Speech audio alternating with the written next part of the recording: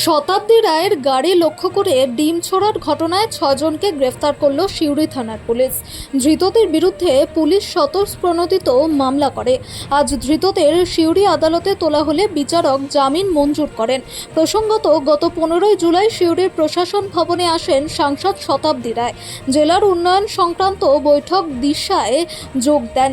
বৈঠক শেষ করে সাংসদের গাড়িতে বেরিয়ে গেলে সিউড়ি শহরের চৈতালি মোড়ের কাছে তার গাড়ি লক্ষ্য করে স্কুটিতে থাকা যুবকরা ডিম ছোড়ে বলে অভিযোগ।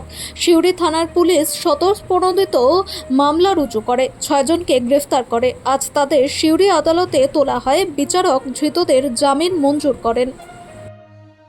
একটা পুলিশের সৌমোটো এফআইআর করেছিল, সেখানে 6 জনকে তোলা হয়েছিল। তাদের সেকশন ছিল 326(2), 281, 351(2), 352(3). 6 জনকে অ্যারেস্ট করা হয়েছিল। তো মহামান্য আদালত আজকে বেল দিয়েছে।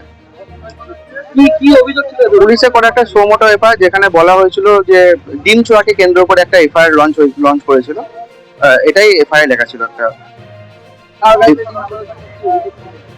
সেটা ডিম ছোড়া কার গাড়ি বা কিছু উল্লেখ ছিল না, কিন্তু ডিম ছুঁড়েছিল কোন একটা জায়গাতে, সেই ফুটেজ দেখেছিল, সেখান থেকে সৌমোটো এফআইআর হয় পুলিশের। নাম ছিল হচ্ছে, আমি 6 জনের নাম ছিল, আমি 5 জনের ছিলাম। তার নাম হচ্ছে রামপ্রসাদ হাজরা, রবি দাস, প্রশান্ত হারি, শ্রীকান্ত হারি, চিন্টু হাজরা।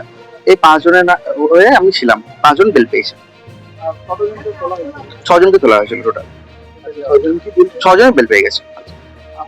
আমার নাম অ্যাডভোকেট অমিত দত্ত, সিউড়ি কোর্ট।